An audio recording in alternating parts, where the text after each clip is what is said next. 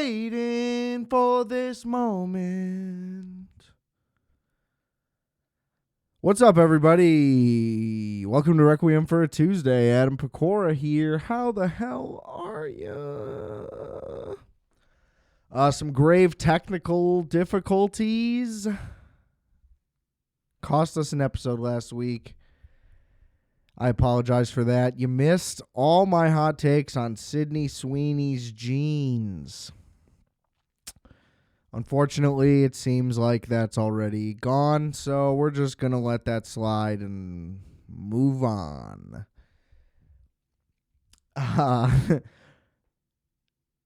We're talking weapons today, hence the passionate introduction. I've been waiting for this since I saw Barbarian, which I wish I saw in theaters, but I did an episode about that whenever that was, and I could not have ranted and raved enough. I mean, I fucking love Barbarian, and I didn't like the ending. It was kind of weak for me, but the ride there was so fucking good that it's just like, to me, it's the equivalent of not liking a scene 20 minutes in, because it just didn't matter. The way that movie was structured, everything that fucking goes down, excellent. I mean, just as in Weapons, you have no idea where it's going. Now, Weapons, it's kind of picking at where it's going the whole time, so it intends on you to catch on a little sooner, but just what a movie. I mean, I'm on my knees, Zach. Unzip. Let's get to work, because I'm all in. To follow up with something bigger, bolder, and nail it.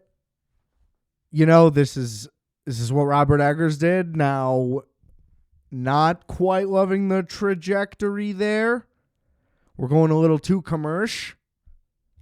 Which that Cregger is already signed on to do Resident Evil, but he claims it's going to be much different on his interview on The Big Picture. So I'll listen. Here's the thing. You've got the crown right now. So what you do with it, I support. But this was magnificent. I saw it in IMAX. If you can see it in IMAX, see it in IMAX. It wasn't necessarily shot for IMAX, but, they still get it much larger. The sound is much better, and the score is awesome. A lot of 808s in there. A lot of Wolf X vibes, frankly. I'm not saying he bit me, but, I don't know what he listens to. I don't know what type of channels he's accessing. You got to dig pretty deep. I imagine no one has ever found anything I've ever done organically, period. So I'd be surprised. But it was great. Love me some 808s. And there was plenty. I don't know how I'm going to be able to talk about this without spoiling. I always spoil them. I do. But I think we're going to have to dive right in this case. The opening is excellent. Well, I'm going to backpedal immediately, per usual. The trailer is all you know going in, and that's the setup for the whole movie, and that's all they give you. There is more than something to be said for how powerful that is. To not know anything. I avoided everything. I saw the trailer. That's it. Trailer gives you nothing. You have no idea what the tone of this movie is going to be. And here's the thing. That's why, especially if you haven't seen it, go see it. Go see it. Stop. Turn this off. It doesn't matter. Because I didn't know what the fuck was going to happen. I assumed that this was going to be some super dark, eerie, creepy thing. Which, don't get me wrong, it's those things. But I had no idea what what the plot was even necessarily going to be other than the children going missing. I didn't know who was about to do what. I didn't know if shit was going to be exploding. Like, I didn't know what level we were getting to here. Like, is there going to be a war of some kind? No idea. You know what I mean? Is this like aliens or something? Could be. Thankfully, it is not. That's so good. It's so good because it helps itself build its own tension. Because I'm unaware of what the tone even is going to be, I'm fucking like hiding like a bitch. My girlfriend's making fun of me for it still. Hey, I don't like like a sudden stab out of nowhere. It gets me. What are you going to do? I'm a jump scare. They work on me. Unless, the good ones. If you see them coming, there's nothing there. But, and like my point is that same thing where I'm cringing could end up being like comedic or like a tender, sympathetic moment or a vision. You know what I mean? Like nothing to do with horror at all. Because like I'm locked in as if something's coming. And it's not. And they're building and they're building and they're building. And then it sweeps you under your feet. It's magnificent. Really. Like, really great. This was really great. Shout out to Zach Cregger. What a blast. Okay. I'm fired up, ladies and germs. Wow. What a great fucking movie. I just can't even believe it. I need to go again. So first of all, straight up, like, this is like if Steven Spielberg made like a true horror movie, which I guess technically kind of arguably happened allegedly with Poltergeist, which is just too dated for me to understand. So I apologize to the Poltergeist fans out there. It even has like a vintagey 80s kind of opening and title sequence thing, which I feel like is almost an homage. Like he kind of like knows how, like he's doing like a scale thing here that he's aware of, and nothing in the movie is like show-offy or anything. I'm not trying to act like that, but the camera work is phenomenal throughout this whole thing. So it begins with like a little girl doing a voiceover, which is creepy and effective, I think, explaining that at 2:17 in the morning, 17 out of 18, well, they just tell you every child in the classroom. It'll quickly undermine that. Just got up from their beds and just ran out of their house into the darkness, and nobody can find them. Nobody knows where they went. Nobody knows what happened. Because, I mean, essentially everybody was asleep. Nobody was aware that it happened until they woke up, I imagine, is the thing. And all of the kids were in like one third grade classroom, like under one teacher to make it extra odd. And then they say this is based on a true story. The news has suppressed this story. If you go to this town, everyone will tell you that this happened. Even though it's like a buried thing. And so in the immediate aftermath, obviously people are very distraught. They immediately blame the teacher. And she's like, I don't fucking know what happened. Which I kind of believe her right away. Julia Garner, who is the super hillbilly bitch in Ozark. And she annoys the fuck out of me in Ozark. She's a good actress and everything, but that accent, it's just, she is a hillbilly, and I just don't want to watch hillbillies, I think, is the thing. Whatever it is. She's very dislikable to me in that. I was able to bypass that, especially when she spoke and her voice was not hillbilly. That was beneficial to me. And she was great in this. She's immediately kind of vilified by all the parents. They kind of just like need someone to blame. The police are looking into it. The FBI's looking into it.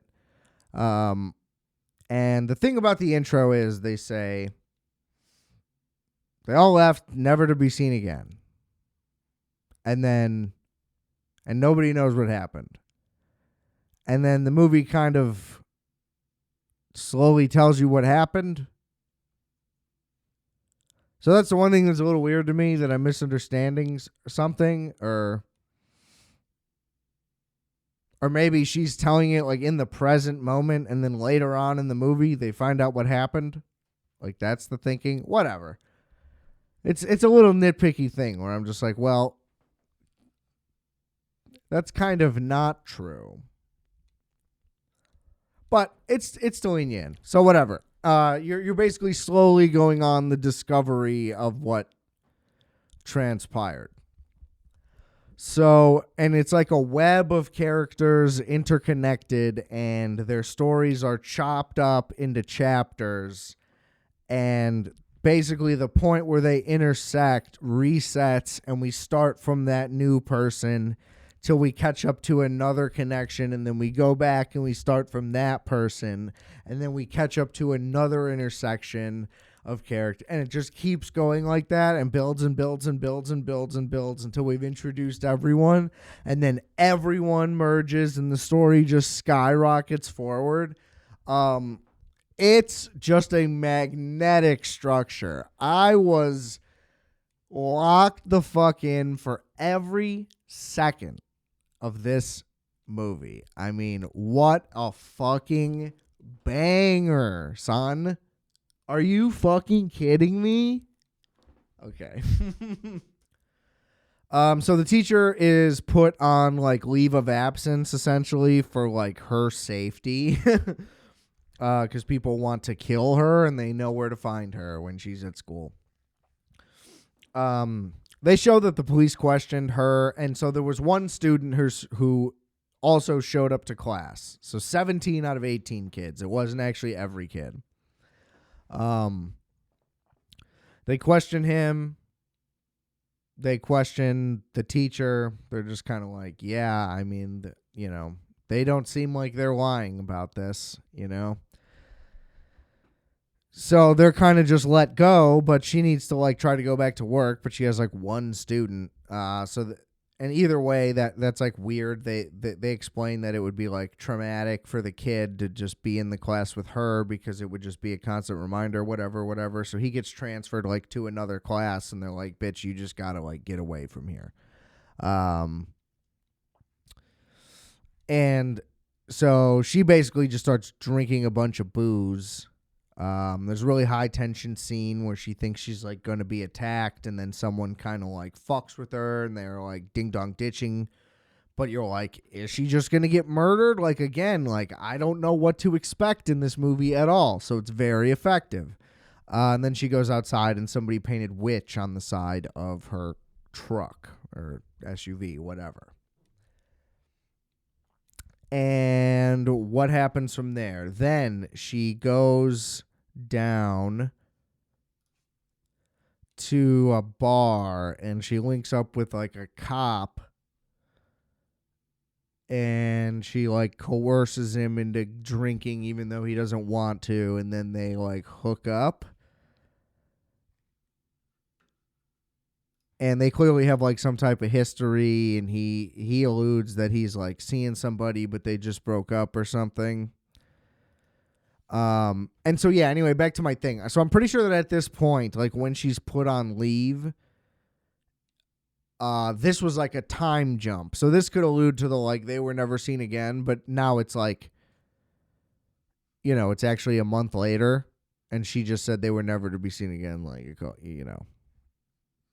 at the time or whatever. So, I mean, there's ways around this silly nitpicky argument anyway.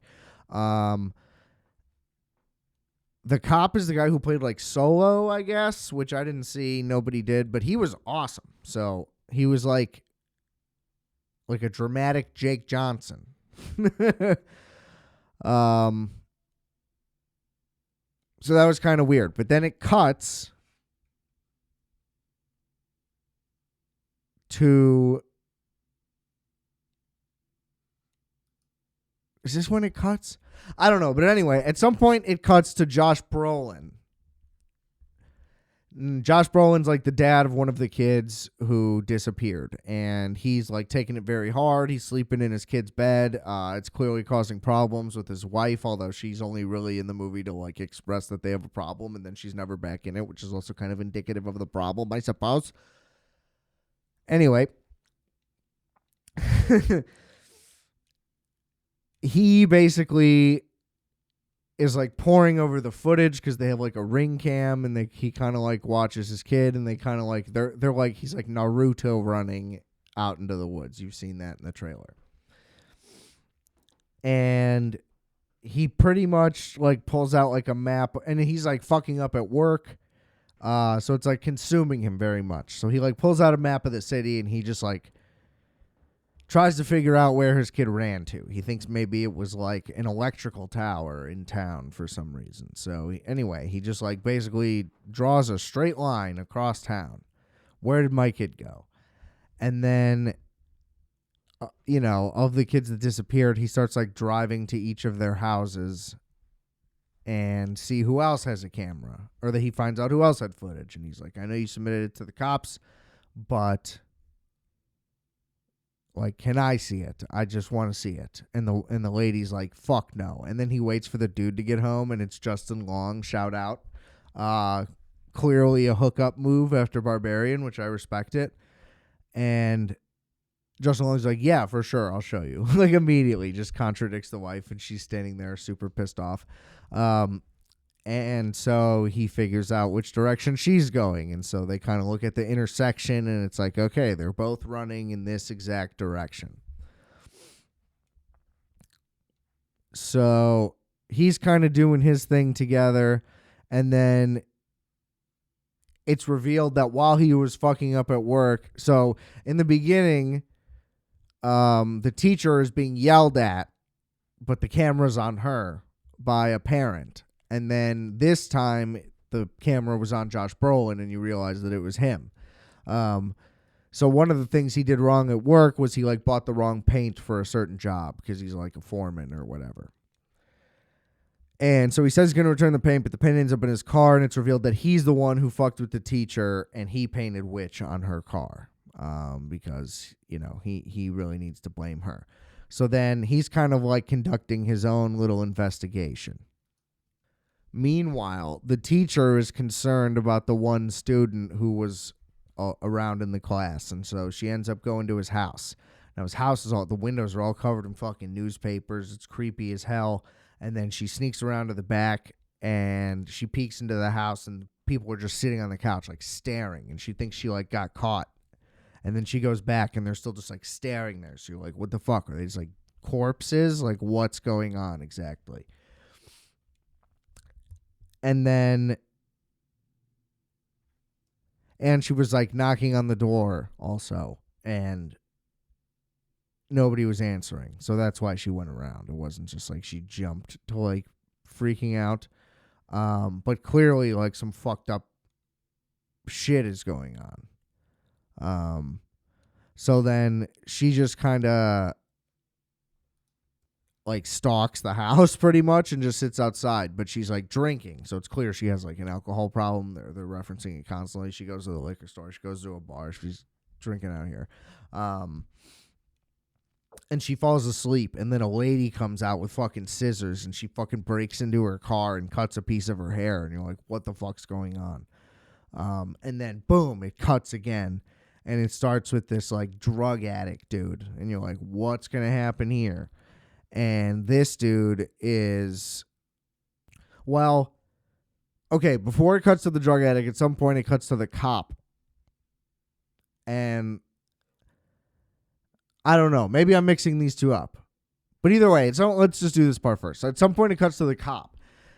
And the cop, it's revealed, is in AA, and he breaks his alcohol thing because he's all stressed out because of a bunch of, like, familial factors and whatever. And then he breaks it when he's with the teacher, and then he fucks the teacher. But then he goes home the next morning, and it's revealed that his wife was just out of town, or girlfriend or whatever, and she came home like earlier than he thought she was going to come home. And he basically gets caught, and it like makes his life worse because like her dad is like his boss at the police station or whatever. And then he fucking goes out and sees this drug addict dude like breaking into a place, and he chases him down or whatever, finally catches him, and then he's like, I'm going to search you. Do you have anything that's going to poke me? And he's like, no. And then he does, and it pokes him, and then he decks the dude in the fucking head, which is like super illegal because he's handcuffed. So then he realizes that his camera was on in the car too, so he's fucked. So he's like, all right, dude, I'll let you go. Just don't fucking say anything, and don't let me see you again. And that's pretty much where that is.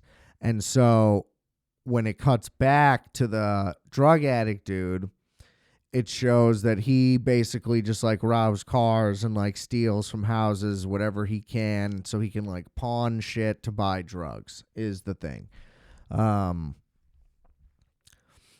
he ends up going into the little kid's house because there's a bunch of newspapers out on the driveway and the windows are all taped up. So to him, it looks like it's just like abandoned or nobody's home or whatever.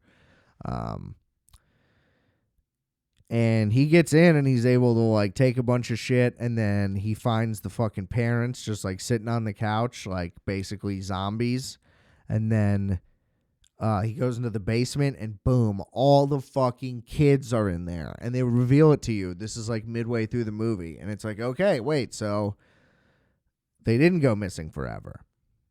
Here they are. And I doubt it's going to be no one knows what happened to them. It seems like we're definitely going to find out what happened to them. And so then he realizes this is all after he gets punched by the cop. So after he gets punched by the cop, he stumbles into this house. And then when he goes back to the pawn shop to pawn off the stuff he stole from that house, which he got attacked by somebody while he was at the house too. Maybe not. I don't remember. But anyway, he gets out of the house and he goes to the pawn shop, and then he sees a poster that there's a reward if you know anything about the missing kid. So he calls in so he can get $50,000 for the reward because he does actually know where the kids are. And then he's like, I'll come to the police station and I can show you where the house is, where they are. But the dude who punched him and told him to never be around him again sees him immediately, and he knows that his dad or father-in-law knows that he cheated on his daughter. So he's like extra pissed, extra fucked, and he just like guns it at this dude. So the dude runs away. Then he goes into the woods and he sees this like crazy clown looking lady, which popped up in both the teacher and Josh Brolin's dreams.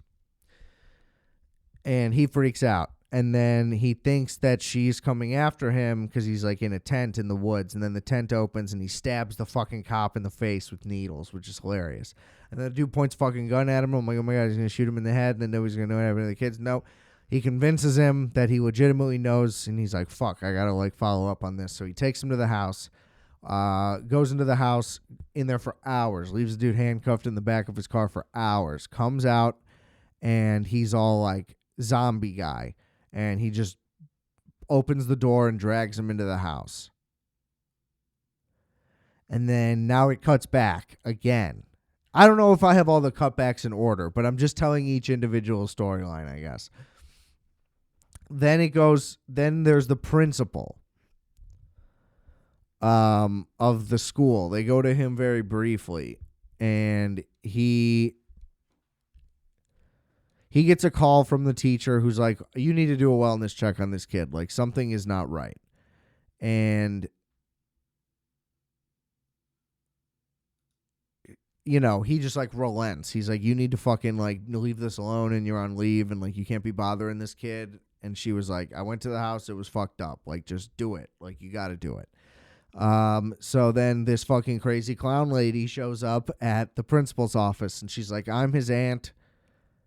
The parents are both sick. And he's like, well, I have to talk to the parents. Like, it's a legal thing. Like, it's got to be legal guardians. And she's like, oh, okay. Like, after being very weird and, like, uncomfortable and all that. And then she just shows up at his house, and he's about to eat with his gay husband. And they're gonna eat 7 hot dogs.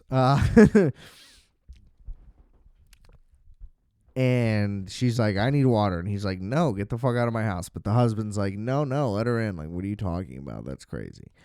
And then she asks for the water in a bowl. And immediately it's obvious she's faking. Like, she goes from, like, claiming to be desperate for water and then is, like, jumping around the house and, like, being, like, very exuberant and all this shit. And then she does this.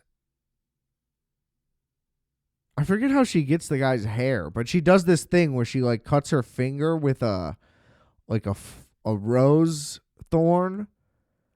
But she cut some of the guy's hair. I don't even remember how that happened. And then she wrapped his hair around it. And then she, like, broke it, like, with her blood, all mixed in. And then that made him, like, one of those, like, zombie people, like the kid's parents. And he, like, just violently kills his husband. And it's like, he, like, headbutts him to death. It's, like, crazy graphic. And then so she was the one who earlier cut some of the teacher's hair while it was in her car. And then she fucking does it again, and the dude just runs after her. This is the part that I missed at the beginning. Okay. The teacher and Josh Brolin interact at the gas station. They're both there at the same time because they're trying to figure out what happened. Or he's confronting her. He might just be confronting her while they both happen to be there. Anyway, yes, I believe that is what it is.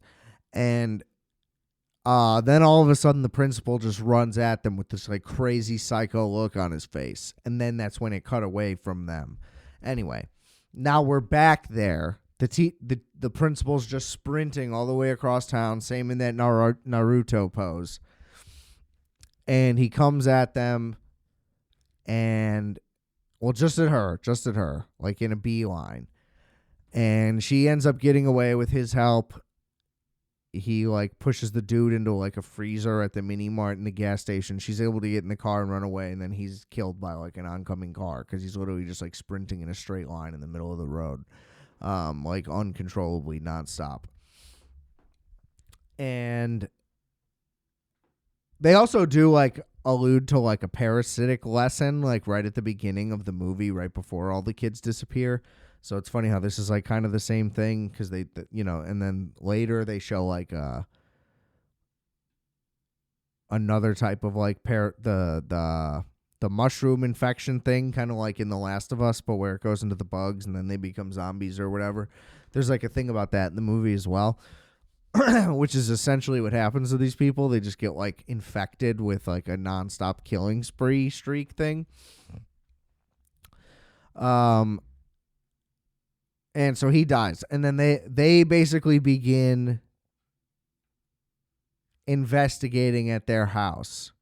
Like, they team up after that because he's like, that guy was running the way my kid was running and the way her kid was running. So this is, like, all connected. Like, clearly you weren't involved as the teacher, and clearly, like, you do care, and you, like, you know that this kid. And then he looks at her. She looks at his map and sees that the intersection kind of aligns with where the kid who survives house was. So they're kind of getting in on the house together. At some point, though, it cuts back to the lady. Yeah, see, I don't remember all the cutbacks at the right moments. And you basically discover that the lady just showed up at their house one day, and it's like a distant aunt who has nowhere else to go, and she's like dying, and they think she has like cancer or whatever.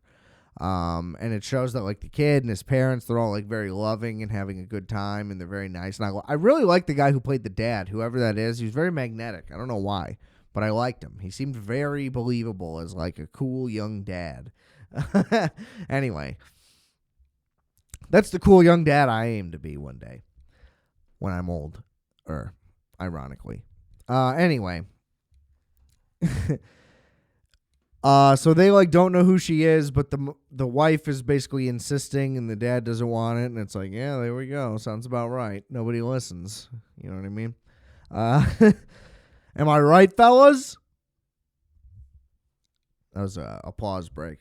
Anyway, thank you. She shows up and is like immediately weird as hell, and then she, does whatever spell weird shit to like disable the parents, and the kid's like, what's fucking happening? And he knows right away, and then she's like, you need to stop fucking around, and then the kid's kind of like resistant, but they're just like still in a trance, and then she like orders them to like stab themselves in the face over and over again, and he's like, yeah, okay, I believe you now, like I'll fucking do whatever you say. And she's like, yeah, don't fucking tell anybody anything. You gotta feed these fucking things Campbell's chicken noodle soup all the time to keep them alive, and then that's it. You don't fucking tell anybody, and I do whatever I do. And it's revealed that essentially like she is dying, and she's like trying to use them to keep them alive. So presumably she's gone through like the rest of her distant family as well, or whatever, or she never was part of the family and like just tricked her way in, and that's why they don't know her. But she claims to have like met them before, but it's unclear if that's legitimate or not. Like she completely, just grifts around like this or whatever the deal is. It's unclear. It's unclear to me. Anyway, she discovers that like the parents aren't enough, and she needs like more power or whatever. So she gets the kid to get an item of each of the kids in his class, so she can like use all of their power to stay alive, basically. So that's why all the kids at the same time are drawn. They run straight to the house in that Naruto style, and it looks crazy. And the intro movie shows them running to some killer music, and it's just fucking incredible. You're so locked in right away. So that's what happens there. That's how that happened. It's a witch trying to stay alive, feeding off the local children.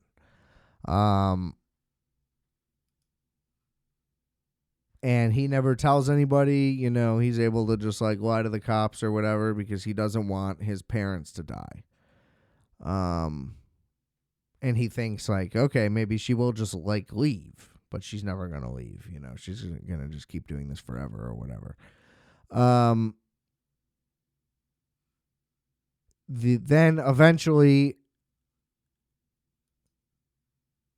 Josh Brolin and the teacher roll up to the house, and they walk in, and then there's like salt on the ground, and they cross the salt, and that like triggers the cop and the junkie to kill them because that like set off the whatever.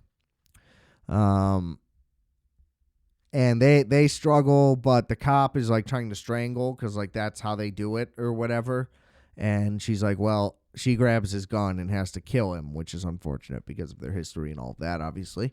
And Josh Brolin just keeps like knocking out the junkie, and he just keeps getting up, and it's pretty hilarious. And it's like over and over and over again, and they do it like 4 times too many, but it's not too many, which is what makes it good, and that it was excellent. But he eventually stops him. I don't know if he kills him or what happens. I think, yeah, she comes through with the gun and finishes him, I think, is what happens. And then he goes down into the basement to try to find his kid. He does find his kid, but then the witch is down there, and then she gets him. So then he starts attacking the teacher. Meanwhile, the kid crosses another salt line that activates his parents, and his parents are trying to kill him now, the kid.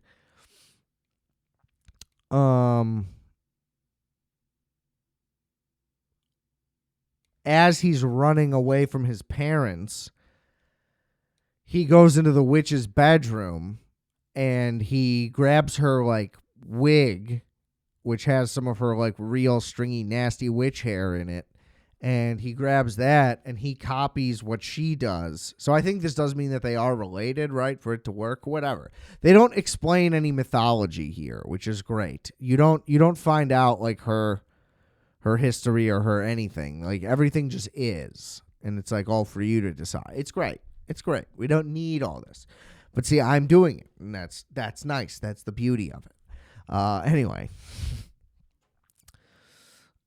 He is able to do it on her. And so that like undoes everything. And I feel like the adults just kind of stay still. Do they run after them too? I don't know. Maybe that part doesn't really make sense for them to not. But all of the kids snap out of it, and now their job is to kill the witch. And they basically like run and chase her throughout a neighborhood, and it's this like long extended chase sequence. It's kind of like Ferris Bueller. If he like damaged everybody's house, it was swarmed by a mob of children, and then they just fucking like pull her to shreds, and it's like a super satisfying, awesome kill, and then it's just kind of over. Once she is dead, everybody's fine. But I guess it's weird that the adults didn't also chase her. But I don't know. No, because they weren't in a trance. But I guess the parents should have then at least. Because the other people were just like to kill. But those people were like tranced. I don't know. Whatever. Overthinking it. Doesn't really matter. And then they basically just reveal like, the kid's parents were out of it for so long that they like never recovered. And they had to like ship them to an institution. And the kid had to like go into foster care. So that actually didn't work out too well for him. All of the other kids were returned to their parents, but almost none of them started speaking, but some of them did begin to speak. Like that's like the positive note of that.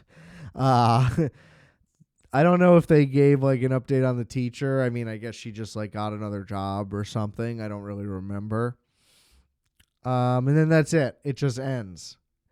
And it was fucking incredible. I don't know if me explaining it is incredible, but the jump cuts at the perfect time that give you just a little bit more of the story, but also teach you more about another character or something else about, like, it is just magnificent, completely engrossing.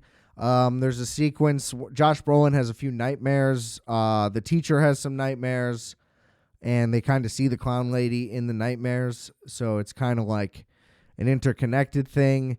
The meme has already gone around. This is like Magnolia meets, what's the movie I'm thinking of? Fucking Denis, my guy. Prisoners. Yes. Which I can see it. I mean, Cregger's kind of said it. The Magnolia element is definitely there. Like the cop is like a John C. Reilly replica in ways. There's similarities throughout for sure, but I mean, just excellent.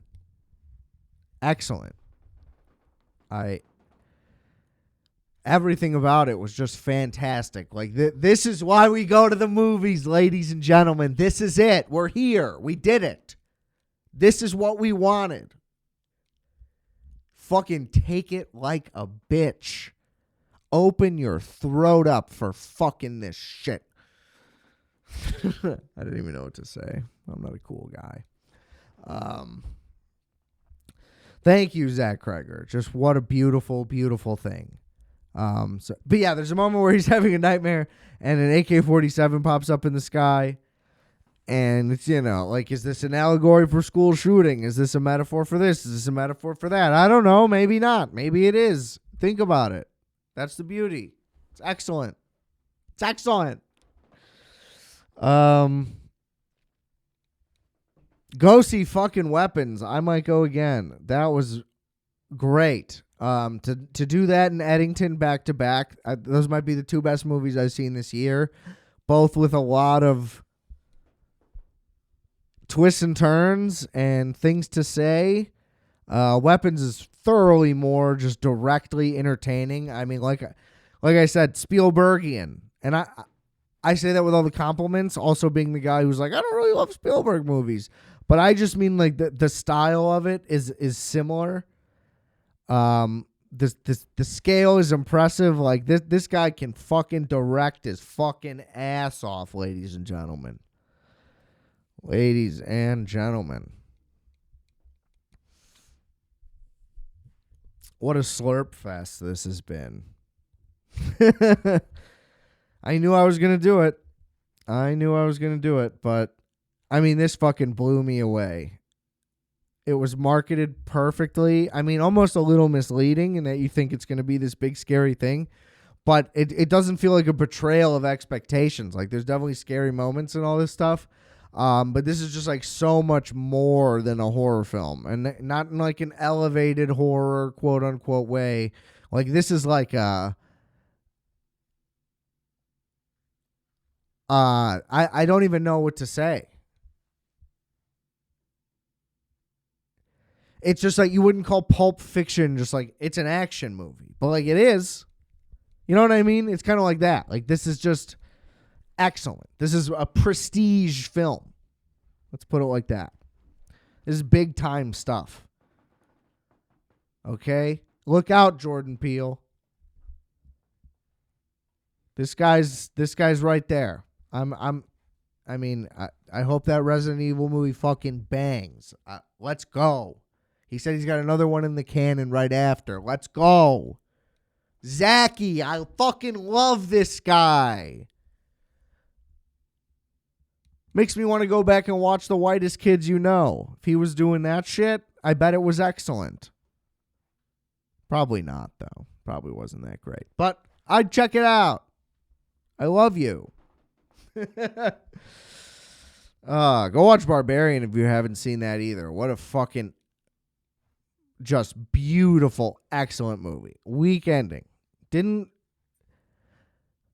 mean, the sequence at the end of the witch killing and everything was masterful. So I guess it was good to just be like, let's just fucking end it. Like, there's like another little wrap up right after that real quick. Just put a bow on it. And then it just kind of ends, and you're kind of like, oh, I don't know why I kind of wish there was like just a little bit more something. But that's good to leave you wanting a little bit more something. That's the thing. They did pull off the great ending. All the ideas, leave them up in the air. Try to grab them. You can't. Shout out. Shout out. My God. All right. Thank you for tuning in to Requiem for a Tuesday. I am Adam Pecora, as always. Rate, review, and subscribe.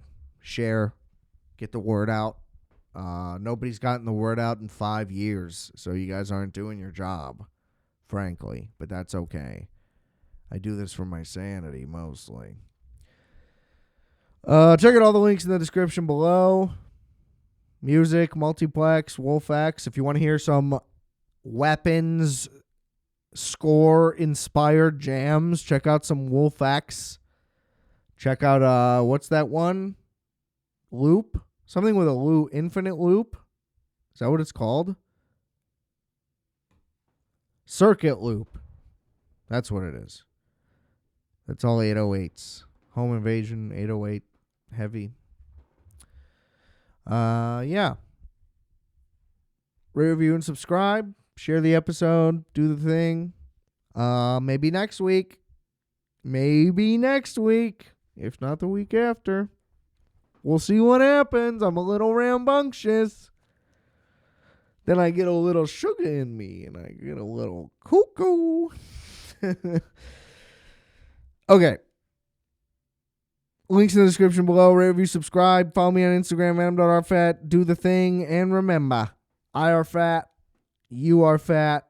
We are fat. Calculator.